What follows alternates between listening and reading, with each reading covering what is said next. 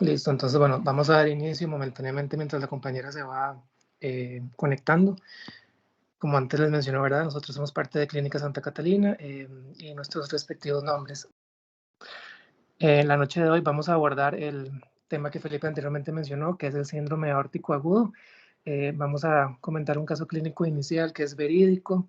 Vamos a hablar sobre la anatomía de la aorta, ¿verdad? Que es básicamente donde se ubican estas patologías.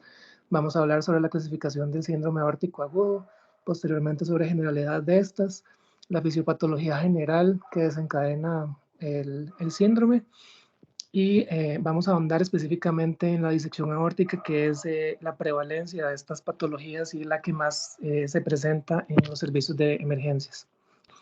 Entonces, bueno, usualmente los pacientes que se presentan a un servicio de emergencias eh, con la sintomatología típica o característica de un síndrome aórtico agudo son principalmente masculinos, como posteriormente vamos a ver en los factores de riesgo, usualmente en picos de edad, ya sean jóvenes o adultos. Entonces, usualmente tenemos un paciente masculino de 55 años con principal factor de riesgo que es hipertenso, arterial crónico de larga data en tratamiento y que a su vez agregamos que es tabaquista, ¿verdad? Activo. Se presenta el servicio de emergencias de un servicio nacional público con una hora de un dolor torácico que principalmente lo describe como desgarrante, que irradia a dorso y que progresivamente se ha ido descendiendo desde el momento de inicio hacia la zona inferior lumbar. Al llegar al centro de salud presenta diaforesis, malestar general y refiere que es un dolor insoportable, ¿verdad? Que entonces lo cataloga en la escala del dolor como un 10 de 10. Posteriormente, el triage que le hace enfermería se documenta con una presión arterial en 220/110, una frecuencia cardíaca de 110, saturando normal aire ambiente, frecuencia respiratoria normal, una temperatura corporal normal y una glicemia que también estaba normal. Al examen físico es un paciente que se ve agudamente enfermo, está pálido, diaforético, se le hace un examen neurológico, el cual todo está normal. Se le documenta en la auscultación cardiopulmonar un soplo diastólico, ¿verdad? En el foco aórtico y no hay ningún dato importante extra al examen físico. Se procede, obviamente, como en todo dolor torácico precordial, con un electrocardiograma, el cual en ese momento se documenta normal, lo cual hace sospechar, ¿verdad?, sobre este síndrome y se procede con imágenes que posteriormente documentan la lesión aórtica. Entonces, posteriormente vamos a correlacionar todo lo que desencadena y cómo se da el síndrome aórtico con este paciente. En ¿Sí? cuanto a la anatomía, la aorta es el primer segmento del sistema circulatorio. Se origina del ventrículo izquierdo del corazón y mide aproximadamente entre 30 centímetros de longitud, abarca casi toda la longitud del tronco, es la arteria más grande del cuerpo humano, alcanzando casi 4 centímetros de diámetro a la raíz de la aorta y va disminuyendo de 3.5 durante la aorta ascendente y a 2.5 centímetros a la aorta abdominal. Es la arteria más importante del cuerpo humano, cuya única función e importante es llevar sangre oxigenada del corazón al resto del cuerpo. Es importante notar que todas las arterias del cuerpo humano, sin importar dónde se encuentran, reciben sangre de la aorta. Y se divide en 3 segmentos. Primero está la aorta ascendente, que es la que nace del ventrículo izquierdo. Luego se da el callo aórtico y luego está la aorta descendente.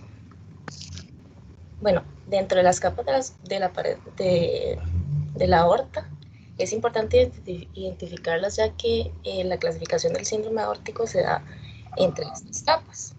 Está compuesta por 3 capas. La adventicia, que es la capa más externa, la media, que es la capa más gruesa, que está situada entre la adventicia y la íntima, y está formada por células musculares y fibras elásticas, y la íntima, que es la más interna, que es la que está en contacto con la sangre.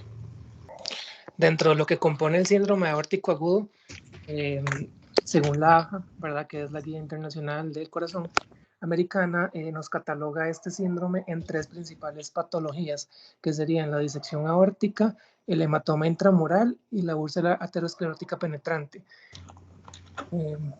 Popularmente uno siempre piensa en síndromes aórticos y de una vez se redirige a una disección aórtica, porque el hematoma intramural y la úlcera aterosclerótica son los precursores de la disección aórtica, y usualmente cuando el paciente ya llega por sintomatología y se le diagnostica digamos, la patología, ya se diagnostica como una disección aórtica.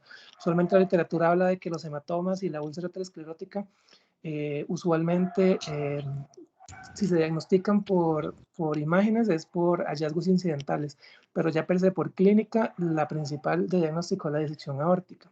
La siguiente. Entonces, acá tenemos una imagen bastante representativa sobre la fisiopatología, de cómo sucede ¿verdad? Este síndrome.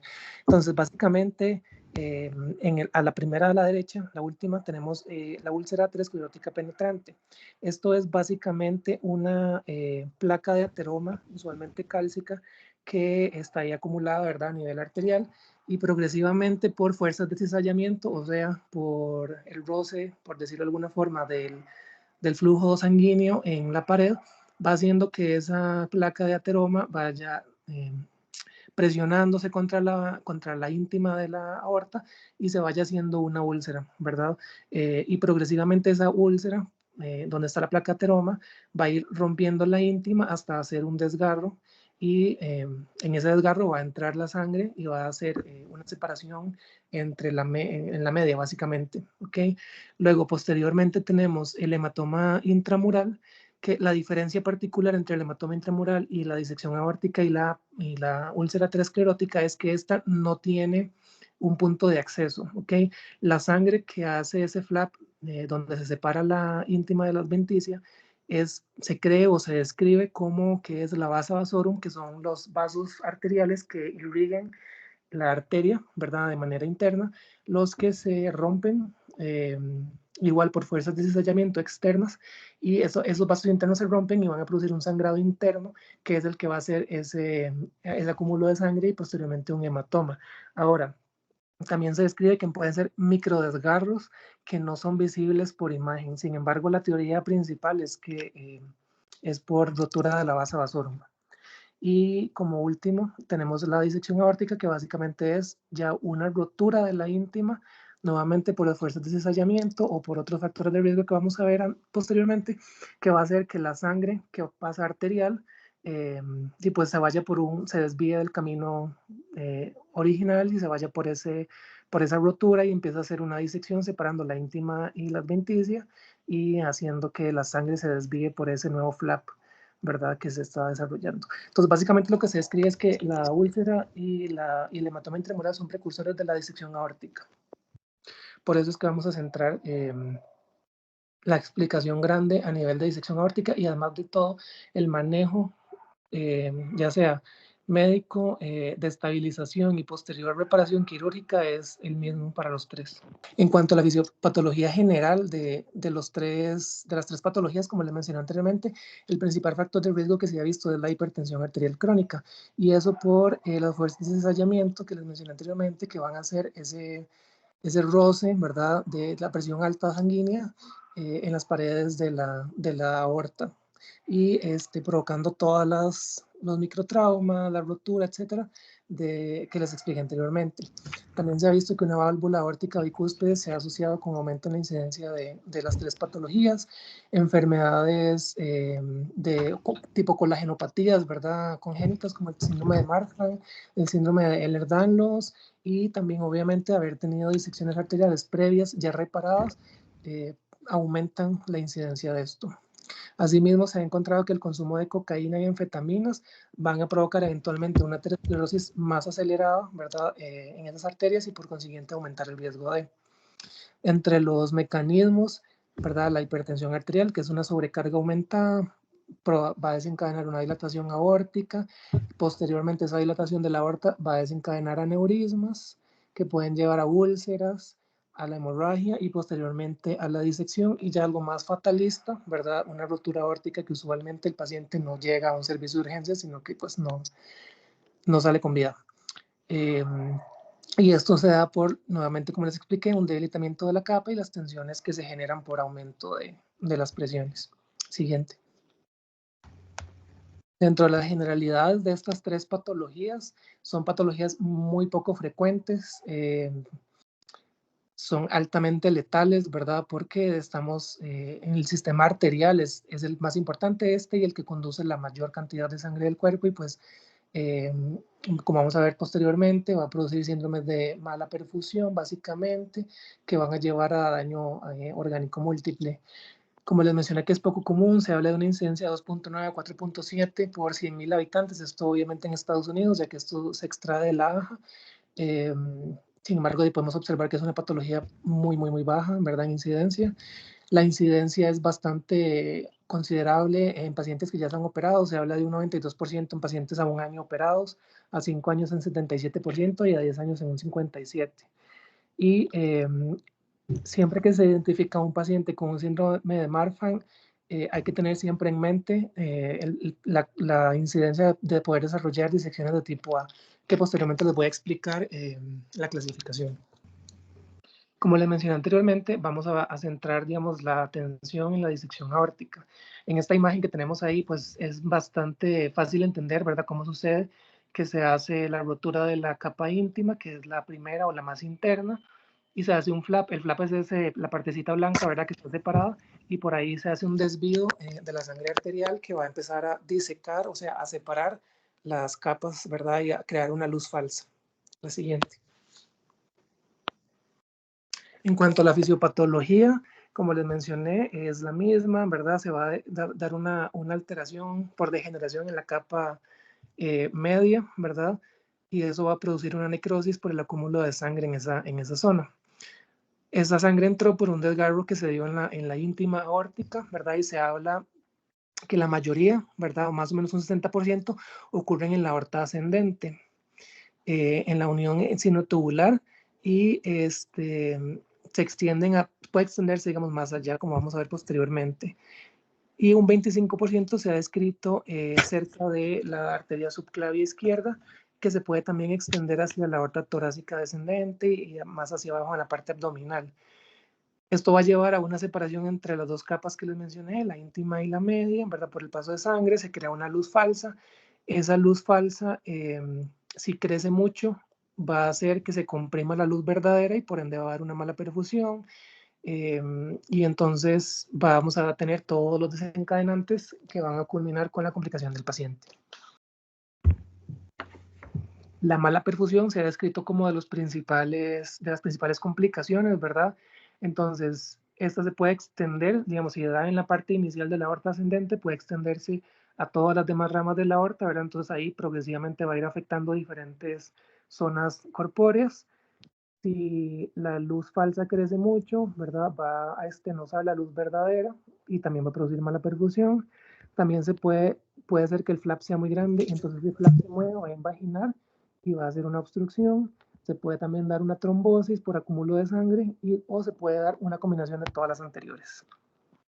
Bueno, en cuanto a la epidemiología, el síndrome aórtico es la condición más letal y frecuente de la aorta.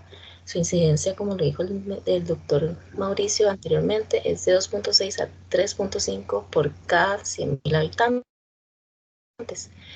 Se han realizado varios estudios que se evidencia que la prevalencia del sexo masculino es mayor, al igual que las personas mayores de 60 años. Vimos un estudio que se realizó, una revisión de 4.428 pacientes y el 66% eran hombres y de edad media de 63 años. Las mujeres que presentan disección aórtica son generalmente mayores que los hombres que las presentan. Y bueno, esto también tomando en cuenta todos los factores de riesgo de base como hipertensión arterial y trastornos genéticos. Dentro de los factores de riesgo ya antes mencionados está, bueno, el sexo masculino, también la edad media de 65 años, que los pacientes con disección aórtica tipo A son más jóvenes normalmente que los de la disección aórtica tipo B. Se presenta hipertensión arterial, que es uno de los factores de riesgo principales en el 80% de los pacientes. y contribuye a casi un 60% de riesgo para generar una disección aórtica.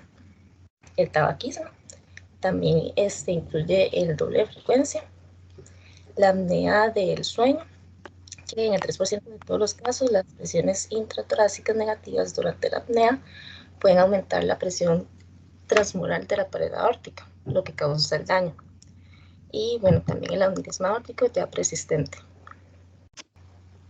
Dentro de los siguientes factores de riesgo, tenemos, bueno, el desgarro desgarro de la túnica íntima, ¿verdad? Sin que se haya formado un hematoma y un hematoma intramural.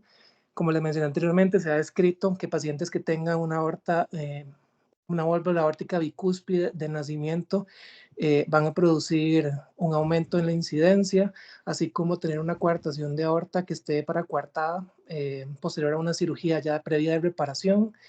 Como les mencioné previamente, pacientes que tengan colagenopatías como Marfan, Ehlers-Danlos o síndromes de Loeys-Dietz.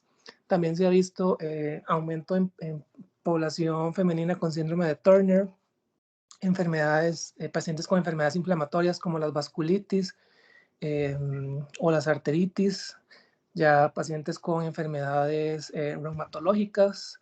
Se ha descrito que el trauma es poco frecuente, sin embargo, sí está descrito en la literatura, usualmente accidentes de tránsito de alto impacto, ¿verdad?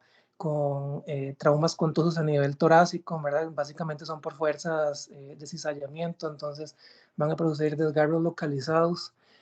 También se ha visto un aumento en pacientes embarazadas y más aún en pacientes con embarazos múltiples, pacientes en puerperios, y también se describe poco, pero se describe pacientes que tienen un uso de fluoroquinolonas por tratamientos agudos.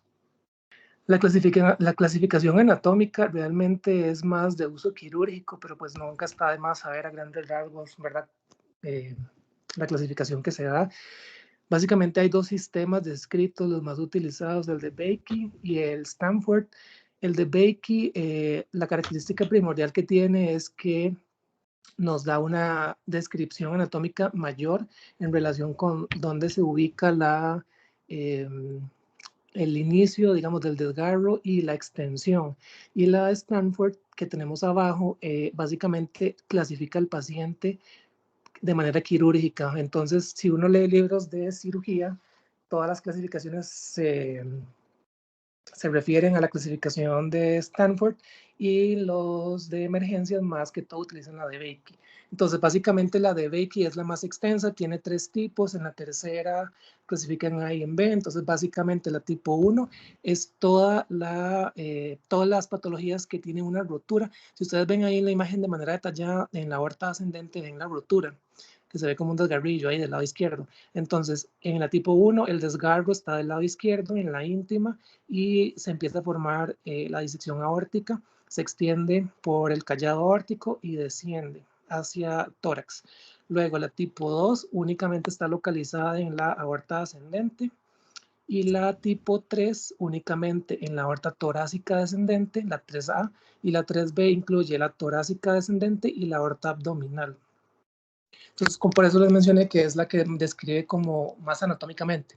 Y luego la Stanford tipo A, como podemos ver, engloba la tipo 1, tipo 2 de Bakey, o sea, básicamente las que envuelven o las que incluyen la aorta ascendente, y la tipo B, la que no incluye la aorta ascendente. Entonces, la tipo B sería únicamente las de aorta torácica hacia abajo. Entonces, es una clasificación por aparición de síntomas, realmente para el manejo no tiene mayor relevancia, sin embargo siempre es importante conocer, ¿verdad? Que se clasifica como hiperaguda en una aparición de menos de 24 horas, aguda de 1 a 14 días, subaguda de 15 a 90 y una crónica más de 90. Sin embargo, la literatura pues habla de que las crónicas o etcétera son más las patologías de la úlcera y el intramural, y ya las hiperagudas son las disecciones más graves. Es importante tener en mente las complicaciones que un paciente con estas patologías pueden tener. Básicamente, como les mencioné, la principal es el síndrome de malperfusión, ¿verdad? Que es todo aquello que nos va a llevar a una irrigación de sangre arterial disminuida, o sea, por ende, una suplementación de oxígeno disminuida, a nivel sistémico. Eso nos puede llevar a infartos agudos, también puede una disección de aorta ascendente, puede llevar a un taponamiento cardíaco y falla cardíaca eventual. El síndrome de malperfusión también puede llevar a isquemia miocárdica, ¿verdad? Y eso nos va a confundir un poco con el diagnóstico en cuanto a la parte del electrocardiograma que eventualmente veremos. Y también puede producir regurgitación aórtica aguda.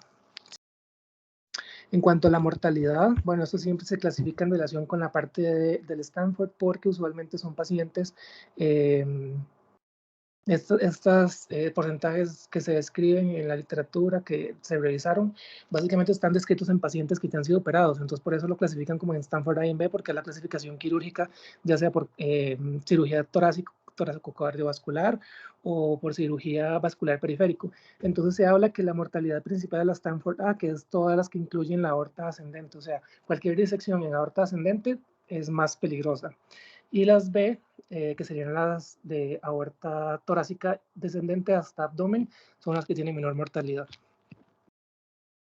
Se ha visto, y esto es parte de lo que nos importa más a nosotros en un servicio de urgencias, ¿verdad? Que la mortalidad aumenta de 1 a un 2% por cada hora que no se tenga un diagnóstico claro. O sea, entre más pase el tiempo en que no sabemos qué tenga el paciente, su mortalidad va a ir aumentando. Y es parte del por qué, pues es algo que es tan poco frecuente, pero hay que tener en mente porque como vamos a ver ahora, se puede confundir con cualquier cosa y hasta no tener una imagen de TAC, básicamente pues, todos son sospechas y no tenemos nada confirmado. La mortalidad se aumenta con pacientes que no presentan dolor porque pues, el paciente no tiene sintomatología y está en su casa ahí esperando, viviendo su vida normal y pues la disección cada vez progresando hasta que ya es muy tarde. Factores que aumentan la mortalidad ya en pacientes hospitalizados para llevar a cirugía, básicamente es el shock por la mala perfusión. Como vamos a ver, parte del manejo es controlar la presión arterial para que las fuerzas de cizallamiento disminuyan o no aumenten más la lesión. Entonces, una persona con una hipertensión arterial elevada que no se logre controlar, obviamente su mortalidad va a aumentar porque puede hacer que la lesión sea más grave. Se ha visto que pacientes con dolores recurrentes también se asocian con más mortalidad. La malperfusión mesentérica, que es, como les mencioné, los que desarrollan un taponamiento cardíaco y los que desarrollan hematoma periaórtico.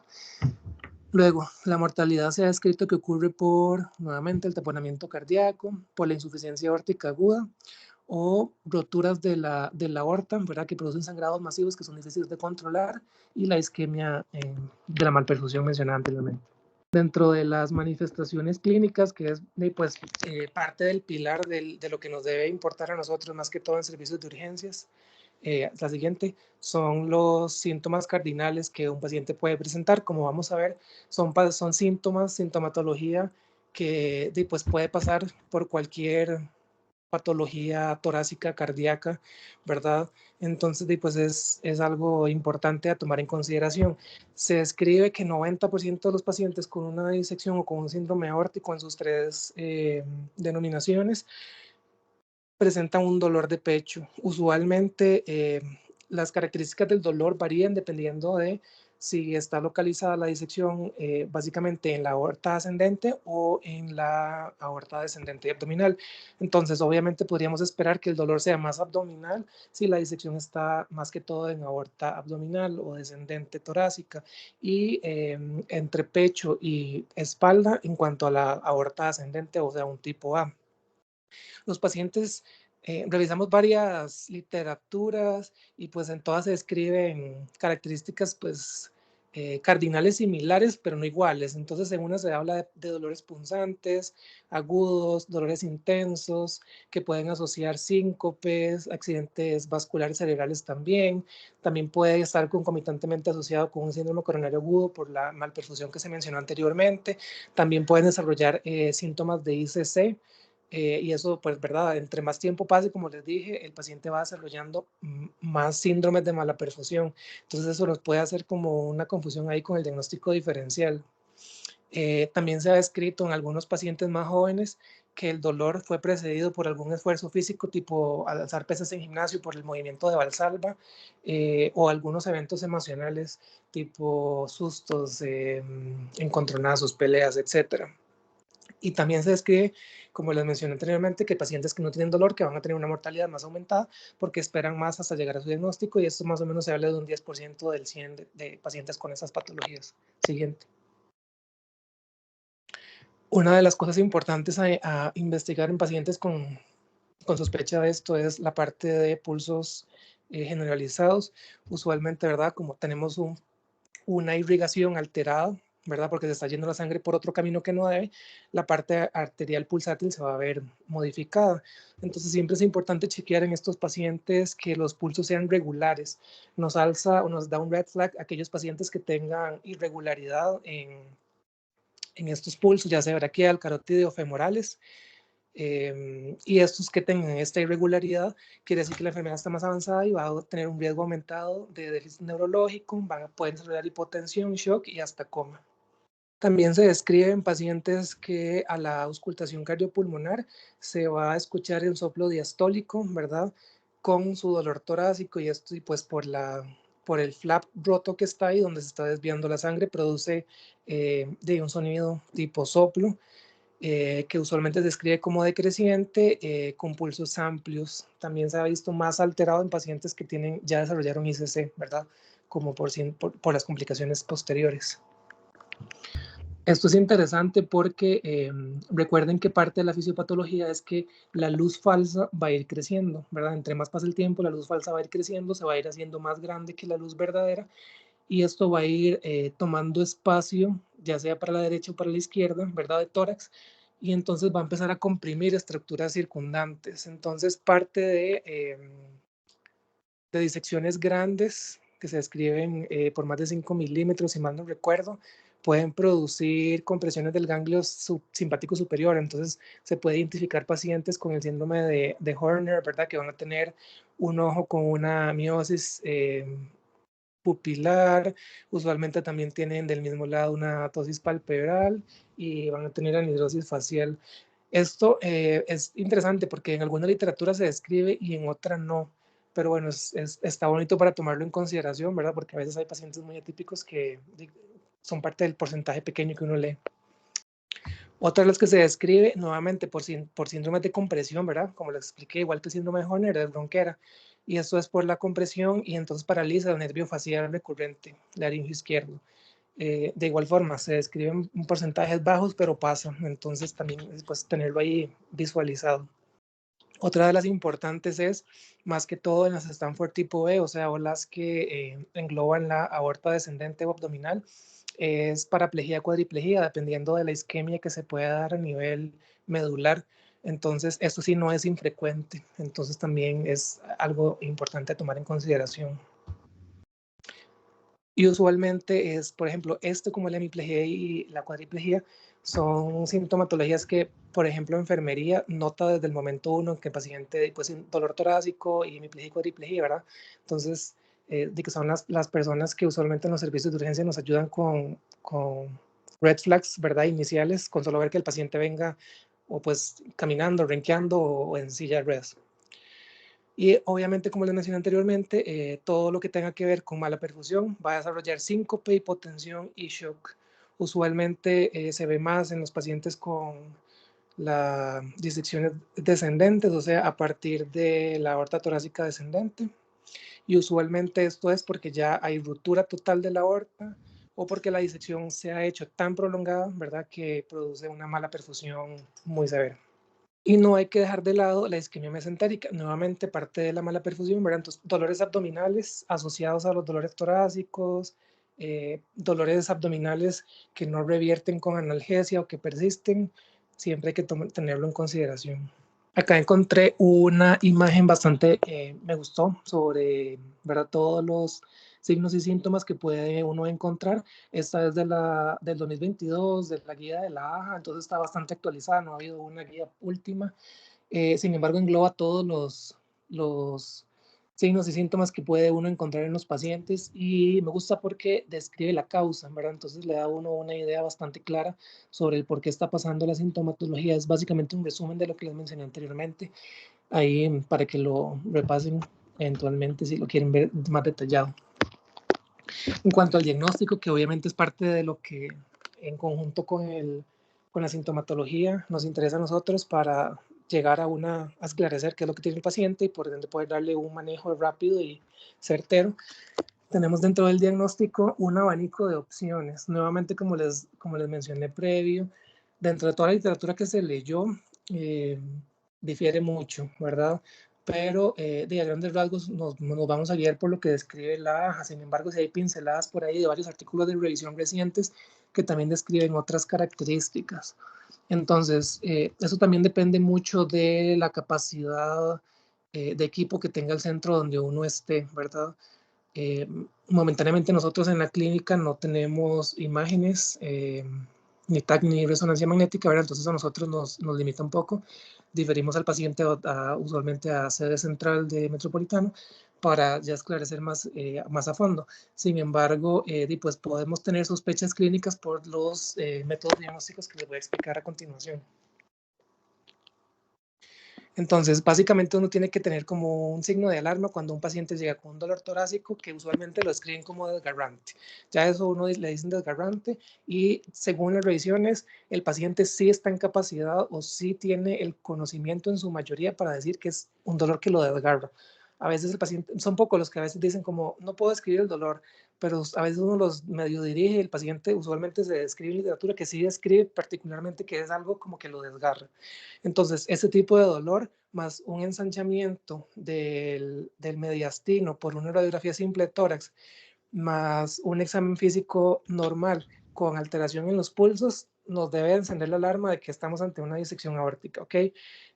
Obviamente aquí ya entramos con la confirmación, entonces vamos a utilizar exámenes paraclínicos, que básicamente son los estudios de imagen avanzada, que son los que tienen evidencia tipo recomendación tipo 1, ¿verdad? Entonces vamos a ver los siguiente. La radiografía de tórax no se considera diagnóstica, sin embargo tiene características, ¿verdad? Para cuando estamos en centros de salud más simples que nos pueden orientar, ¿verdad? O nos pueden ayudar un poco. Entonces básicamente se ha descrito que casi la mitad de los pacientes o la mitad tienen un mediastino ensanchado, entonces pues podemos tomar una radiografía de tórax para ver si visualizamos un mediastino ensanchado y usualmente eso es por el aumento del diámetro de la aorta por el aumento de la luz falsa. Realmente de un 12 a un 37 se ha visto que las radiografías son normales. También se puede describir que el botón aórtico está más grande o más ancho. En un 20% aprox se ha visto derrames pleurales. También se describe una torcedura aórtica, que es como usualmente uno en una radiografía de tórax ve que la aorta está recta. Entonces, en esto se ha descrito que la aorta se tuerce, o sea, como que no tiene una distribución lineal. También se ha visto que se opacifica la ventana aortopulmonar, o sea, se puede encontrar hemotórax. Pero bueno, como les mencioné anteriormente, nos da simples datos ahí sospechosos, pero siempre va a tener una sensibilidad y una especificidad muy baja. Entonces no la podemos utilizar como un diagnóstico. Siempre dentro del diagnóstico diferencial, ¿verdad? Por el tipo de dolor y las características generales del paciente, lo primero que se toma es un servicio de urgencias y usualmente es con ayuda de enfermería, ¿verdad? Que hacen el triage, identifican al paciente y de un solo pasamos al paciente a hacer el electrocardiograma, idealmente en los primeros 10 minutos de que el paciente llega a un centro de salud, como lo describen las guías de abordaje de RCP. Tenemos a un electrocardiograma que nuevamente, igual que una radiografía, no es concluyente, sin embargo, pues nos ayuda a descartar que no estemos ante un síndrome coronario agudo, ¿verdad? Que sería parte de los diagnósticos diferenciales. Entonces podemos encontrar cambios inespecíficos del segmento ST o de la onda T. Eso sí, en un porcentaje bastante alto, hasta un 62%. Se puede hablar que si la disección llega hasta las coronarias, ¿verdad? Que ya son disecciones más avanzadas, puede haber elevación del segmento ST y esto es por la malperfusión, ¿verdad? Entonces, básicamente es como un síndrome coronario agudo producto de la disección aórtica por malperfusión. Hasta un 22% se describe una depresión del segmento ST. Pueden aparecer taquidisritmias si se dan taponamientos cardíacos, fibrilación ventricular, pero nuevamente, como les digo, tiene una sensibilidad muy baja, entonces no nos funciona como un descarte. Sin embargo, pues es parte de la rutina y nos va a ayudar a poder esclarecer si estamos ante un síndrome coronario agudo típico, ¿verdad? o no. Entonces eso nos va a ir por lo menos ayudando a descartar diagnósticos diferenciales. Siguiente. Luego tenemos las pruebas del laboratorio. Sin embargo, de la mayoría de literatura que se revisó, nuevamente, esto sí es muy contradictorio porque el uso del dímero de la troponina T, casi que les puedo decir que en un 50% de lo que revisé y en otro 50% de lo que no, en uno se recomienda y en otro no se recomienda. Sin embargo, la AJA momentáneamente no lo recomienda. Sin embargo, pues más que todo se utiliza el dímero D como descarte. Eso quiere decir que si un paciente tiene un dímero D por debajo de 500, casi que podemos decir que no tiene una disección aórtica. Sin embargo, cuando ha estado elevado, se dice que es en la primera hora, ¿verdad? Usualmente por el flap de disección. La troponina T se ha descrito que está elevada hasta un 50% de los casos, pero nuevamente la troponina pues tiene varias causas de posibles elevaciones, entonces tampoco nos ayuda a descartar.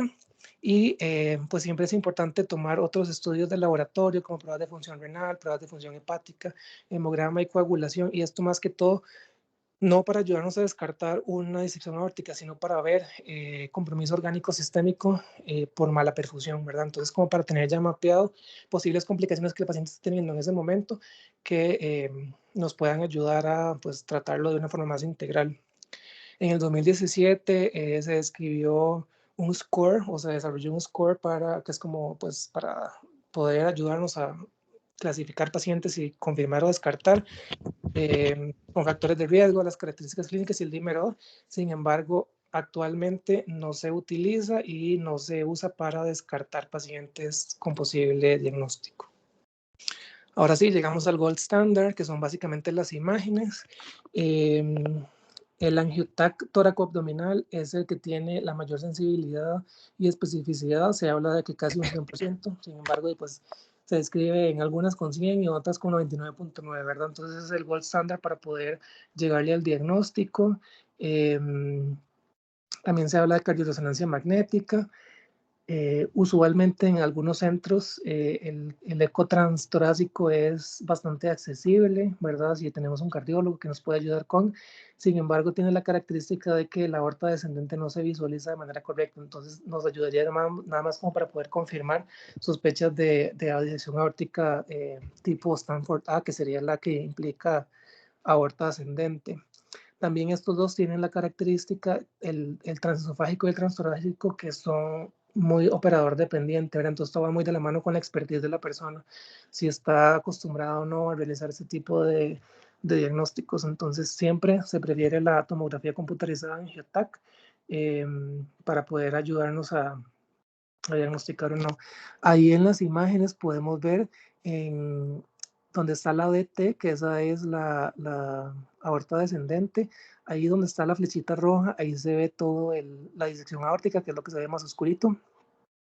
Y luego, más arriba, donde está la aorta ascendente, donde dice AF, esa es la luz falsa y la AT es la luz verdadera. Entonces vean cómo efectivamente la luz falsa creció tanto que está comprimiendo la luz verdadera y, y hace, pues ahí se ve claramente cómo la fisiopatología de la mala perfusión y cómo eventualmente, si esa luz falsa va a seguir creciendo, va a comprimir totalmente la luz verdadera y puede producir la rotura total de la aorta. Acá tenemos dos imágenes de una úlcera penetrante. Bueno, la lado izquierdo es una úlcera penetrante. Entonces vean ahí donde está la flechita roja.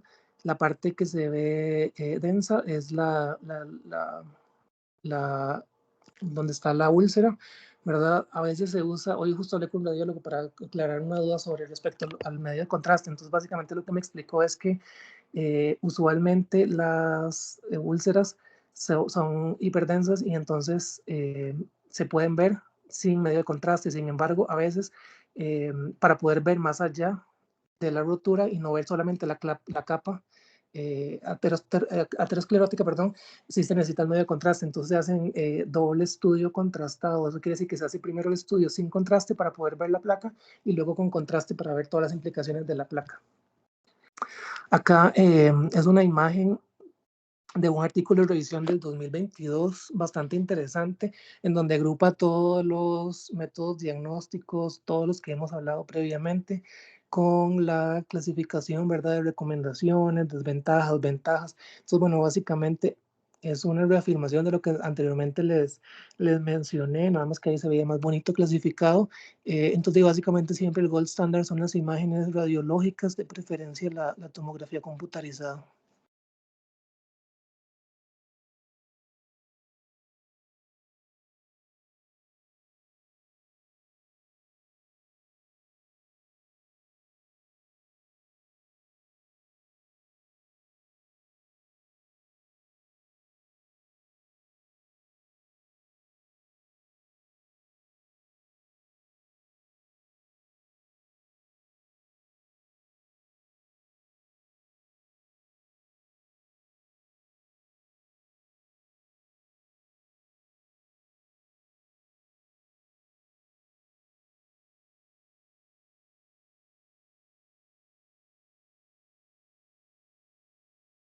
Es importante, como les mencioné anteriormente, ¿verdad?, que como es una patología que es de difícil diagnóstico y se confunde con un montón de cosas más de diagnósticos que pueden haber a nivel de tórax, entonces pues descartar siempre que por el electrocardiograma, ¿verdad?, o por otros métodos diagnósticos, que no haya un infarto, o sea, que no estemos ante un infarto de miocardio, un síndrome coronario, enfermedad pericárdica, pericarditis, por ejemplo, apoplejías con otro origen que no sea isquemia por una disección aórtica, o alguna enfermedad musculoesquelética, ¿verdad?, que sea, que mimetice apoplejías, otro tipo de trastornos de la médula espinal, descartar otras sospechas de dolores abdominales o trastornos pulmonares, ¿verdad?, como TEP, neumonía, entre otros.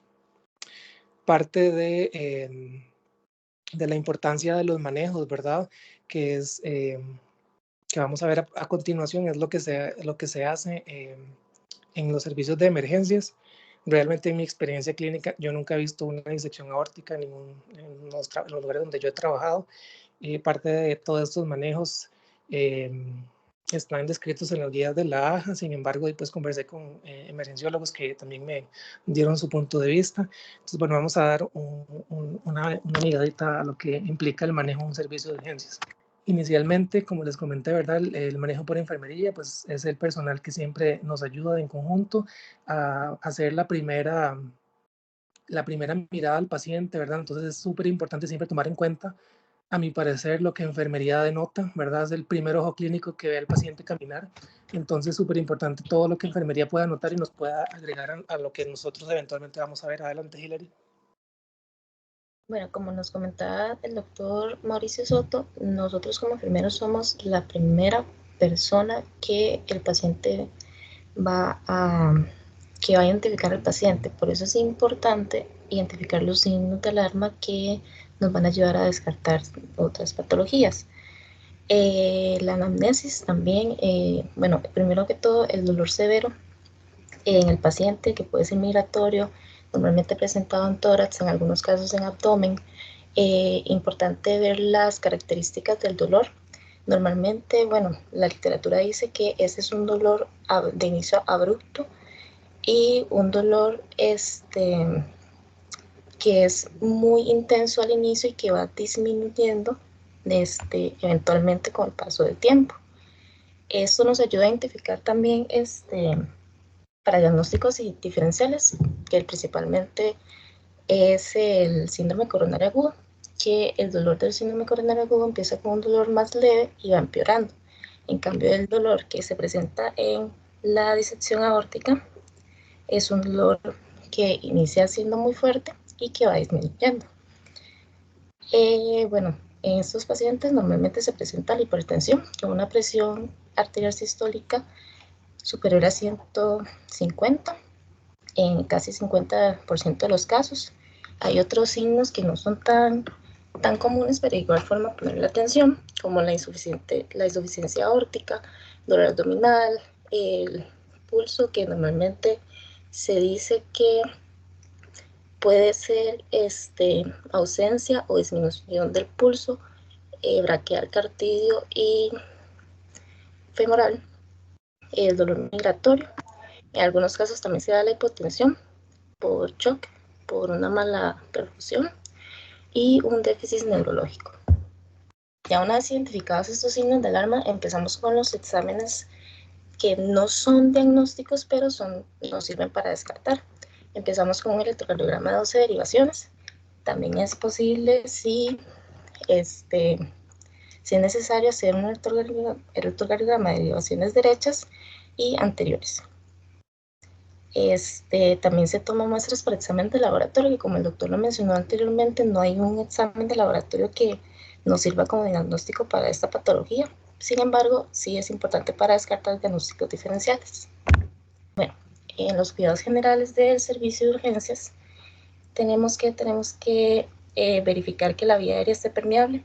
Normalmente estos pacientes no tienen alteraciones con la saturación de oxígeno, sin embargo, siempre es importante mantenerla.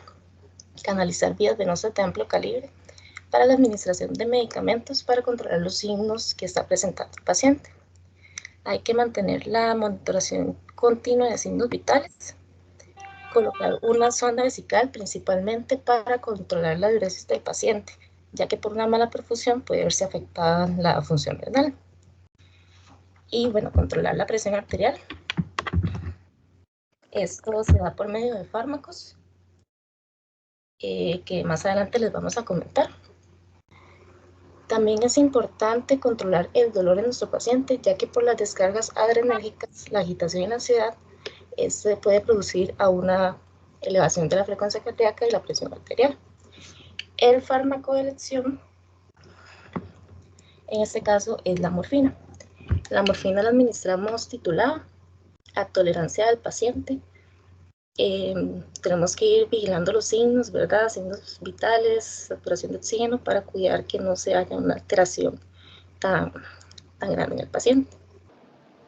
Bueno, nosotros como enfermería tenemos una herramienta que casi todos lo conocemos, que es la de Nandanikino. Para un buen manejo del paciente, nosotros podemos basarnos en estas taxonomías. Bueno, yo busqué 3 diagnósticos posibles para este paciente, en el caso clínico que vimos al inicio de la presentación, que el primer diagnóstico que tenemos es dolor torácico agudo relacionado con agentes lesivos. En el NOC, que es en los objetivos, nos vamos a basar en el control del dolor, el paciente utiliza los signos de alerta para pedir ayuda, reconoce los síntomas del dolor y refiere el dolor controlado. Para las intervenciones, tenemos cuidados cardíacos agudos y terapia intravenosa. En las acciones está evaluar el dolor, la intensidad, localización, radiación, duración y factores que lo predisponen y de alivio. En este caso, también se le administra medicamentos para el dolor, como antes les comenté, la morfina normalmente, o inclusive tramal. Y bueno, siempre la administración de medicamentos se da por medio de la prescripción médica. El segundo diagnóstico que tenemos es perfusión tisular inefectiva cardiopulmonar relacionado a reducción mecánica del flujo arterial.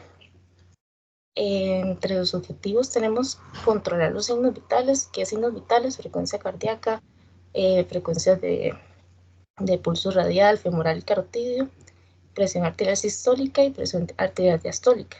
La presión arterial sistólica, lo más recomendable es mantenerla en parámetros entre 110 a 120 y la diastólica entre 60 a 80.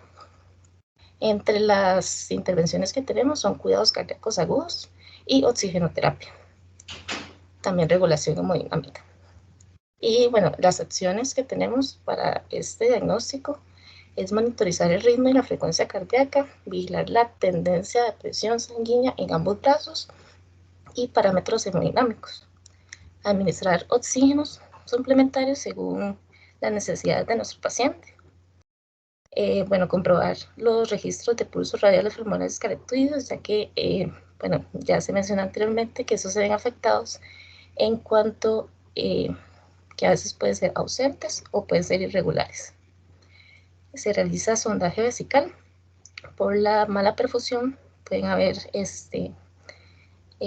fallos en la función renal. Entonces siempre hay que mantener un control de la diuresis de nuestro paciente. Y bueno, también minimizar lo mejor posible los factores estresantes para que el paciente trate de estar tranquilo, y eso también nos va a ayudar a mantener los signos vitales más estables. Y como último diagnóstico, ese diagnóstico lo escogí porque, bueno, cuando nos encontramos en una situación de emergencias, a veces tal vez podemos olvidar que estamos tratando con una persona que no sabe qué es lo que está pasando, una persona que no sabe los signos de su enfermedad, ni lo que se le está haciendo para controlarla. Entonces, como diagnóstico tenemos conocimientos deficientes sobre la enfermedad, evolución, régimen terapéutico y pronóstico, que está relacionado con cambios en el entorno y en la situación de salud.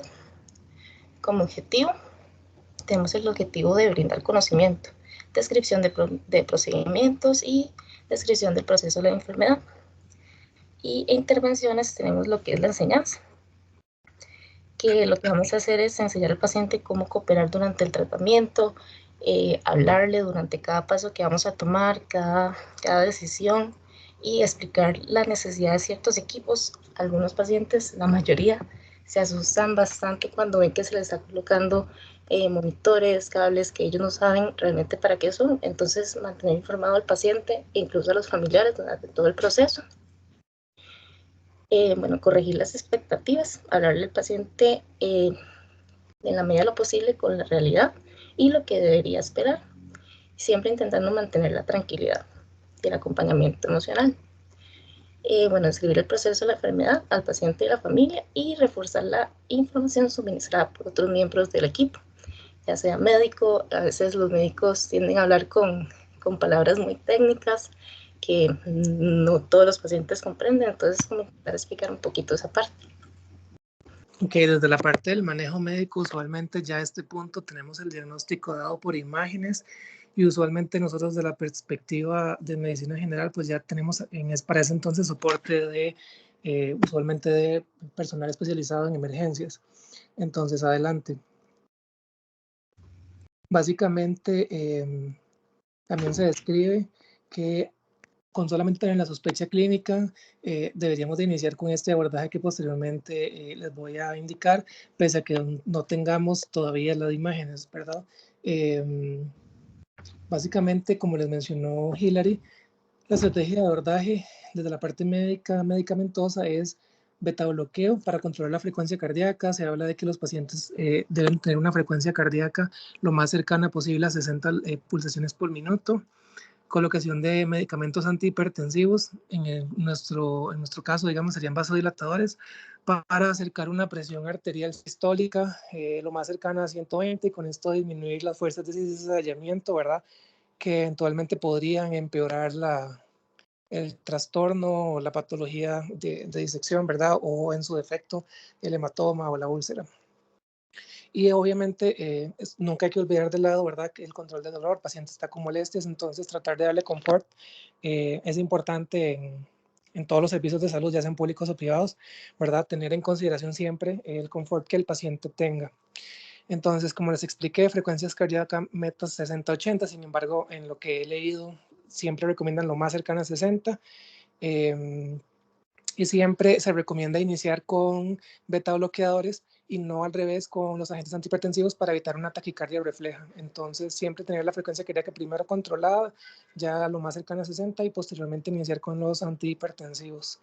Se habla que cuando el paciente tiene pulsos principalmente periféricos superiores, diferentes, siempre se va a titular la presión arterial utilizando la cifra más alta, ¿verdad?, sistólica, que se haya documentado. Y mientras todo esto sucede, necesitamos con urgencia una interconsulta cirugía cardiovascular o vascular periférica en su defecto.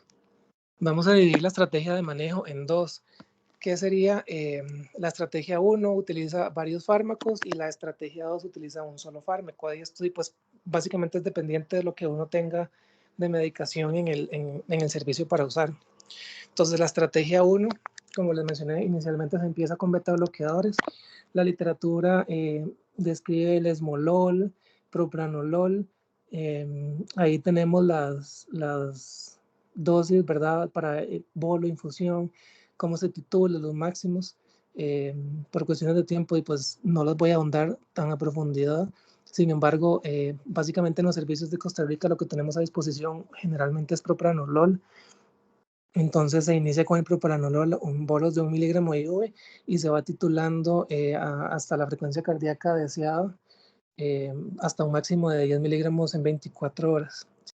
Posteriormente ya seguiríamos, una vez que tenemos frecuencia cardíaca controlada, con el control de la presión arterial, llegando hasta lo más posible a 120 la sistólica. Se describe en la literatura el uso de nicardipina, clevidipina, nitroprusiato y fenodolpam. Sin embargo, lo más utilizado o lo que hay disponible usualmente en Costa Rica es nitroprusiato de sodio. Iniciamos con 0.3 microgramos por kilo por minuto, usualmente pues, utilizando un peso. Obviamente es poco probable que podamos pesar al paciente en esas circunstancias, entonces estoy tomando, si es hombre, un masculino de unos 80 kilos aprox, que es el peso normal descrito en fisiológico, y en mujeres entre 50 y 60, dependiendo de la contextura que uno vea, ¿verdad? Eso es más que todo ahí a ojo clínico. Ir titulando a 0.5 microgramos por kilo por minuto, ¿verdad? Y obviamente esto uno está al lado del paciente monitorizando. Luego, en caso de no tener estos medicamentos, también se describe el manejo con un solo fármaco, que en este caso sería el Labetalol, que por su efecto alfa 1 y beta 2 pues nos ayuda a controlar presión arterial y frecuencia cardíaca. Sin embargo, pues según lo que investigué a nivel de servicios de urgencias del país, se utiliza en general la estrategia 1 utilizando el propranolol y el nitroprusiato. Siempre hay que tomar en consideración esto, ¿verdad? Hay pacientes asmáticos que tengan contraindicaciones al beta bloqueo, no vaya a ser que paciente sea asmático y más bien le desencadenemos otra patología en el momento que haya que manejar. Entonces se pueden utilizar casi antagonistas como el diltiazem. Y es importante siempre tener en mente, ¿verdad? Como les mencioné, que ocupamos en el caso de nosotros los generales, una interconsulta STAT por cirugía cardiovascular. Como les mencioné, entre más se prolongue el abordaje quirúrgico, más complicaciones puede tener el paciente.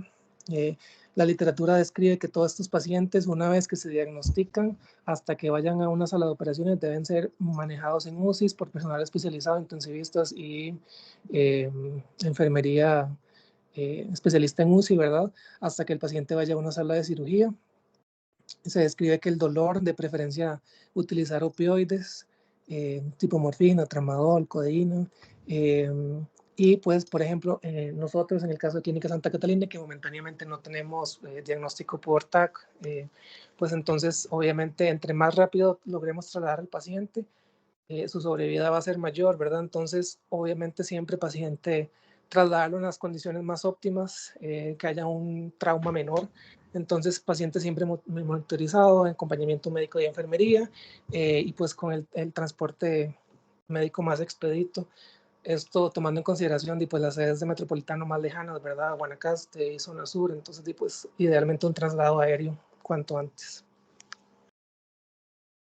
Y pues tener ahí como una perla, ¿verdad? Siempre tener en mente en el fondo que dolores persistentes torácicos con electrocardiogramas normales y radiografías que no tienen ningún dato de los que anteriormente les mencionamos, ¿verdad? Que como les digo, no son diagnósticos, pero pueden ayudarnos. Siempre pensar en este diagnóstico, por más poco frecuente que sea, pues se describe. Entonces, eso sería lo que nosotros teníamos para ustedes. Espero que les haya sido de aporte. Para nosotros efectivamente así lo fue, entonces quedamos a las órdenes. Toda esta información se extrajo de las guías de la AJA, se extrajo de varios artículos de revisión, del Tintinali de emergencias, y yo había llevado un curso ahí de un grupo de emergenciólogos de Costa Rica que pues habían abordado esto, entonces eso también me ayudó. Sin embargo, cualquier documentación que alguno de ustedes requiera, que quieran abordar más a detalle, me pueden contactar y con mucho gusto yo se las hago llegar. Ya entendí de dónde sacó la última frase, Mauricio.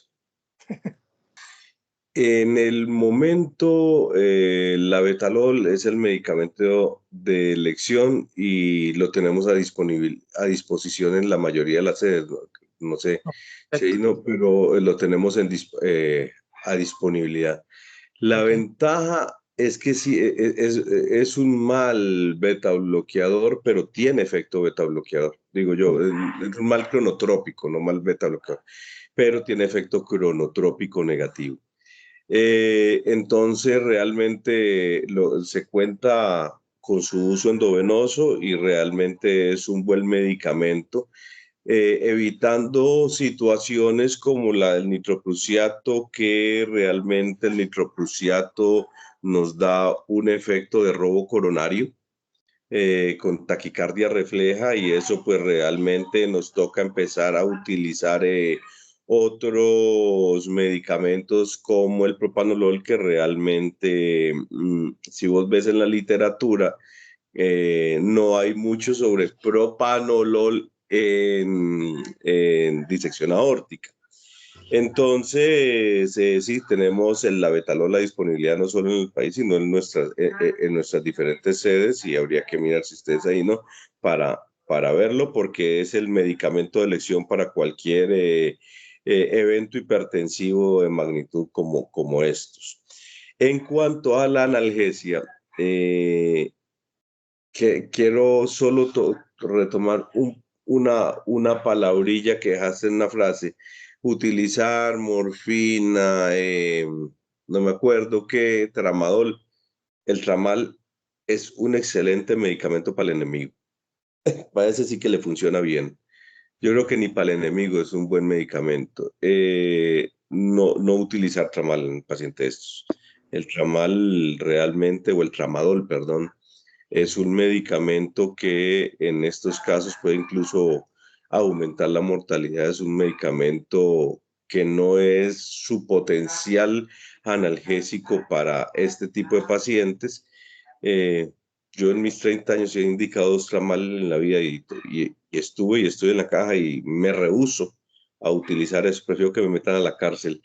Y probablemente dentro de los opioides, el fentanil es el que menos tenga efectos en este tipo, hemodinámicos en este tipo de pacientes, pero cualquier otro, pero sí sacar eso de la cabeza, que en hipertensión el tramal, el no sé qué, el tramal no es un buen medicamento, y los estudios lo demuestran así dentro de sus repercusiones. Pero básicamente quería hacer la aclaración sobre el labetalol, que sí lo tenemos. La frase que decía Mauricio Saldarriaga y le enseñó a los muchachos hace 20 años, después de una cuestión, y ahí ha perpetuado los emergenciólogos, es: dolor torácico persistente con electro persistentemente normal, piense en aneurisma de aorta. Dolor torácico persistente con electro persistentemente normal, piense en aneurisma de aorta. No, felicitaciones a ambos. Muy bueno, ya no hablo más tonteados. Muy, muy buen abordaje, los felicito. Los felicito. Gracias, muy amable. Unirme igual a lo que decía el doctor Saldarriaga, agradecerles y felicitarlos por la sesión clínica. Creo que pues, se logró abordar bastante en esta hora y un poquitín. Desde la parte de enfermería, tal vez agregar un par de cositas nada más, quizá como posibles diagnósticos, ¿verdad? Uno es el riesgo de sangrado, si es que el paciente no viene sangrando todavía, y por ello en estos pacientes la importancia del monitoreo de la presión arterial, ¿verdad? Que muchas de las guías pues recomiendan, inclusive por esto mismo, el monitoreo invasivo. Evidentemente, pues si no está disponible y lo que estamos esperando es un traslado del paciente, pues va a estar un poco difícil, pero eso implica entonces que vamos a estar pegados al monitor, controlando de manera no invasiva constantemente la presión, para que en el momento en el que el paciente se inestabilice, pues el equipo pueda tomar las acciones pertinentes. Y lo otro también, que es el riesgo de shock, ¿verdad? Ya lo hablaron antes, la hipoperfusión, que va a ser muy importante el monitoreo del gasto urinario en relación con eso, el monitoreo del estado de conciencia, etcétera. Entonces, de mi lado, pues esos eran los 2 comentarios que quería agregar. Y no, nuevamente agradecerles. Gracias a todos y Buenas noches. de verdad, buenas noches.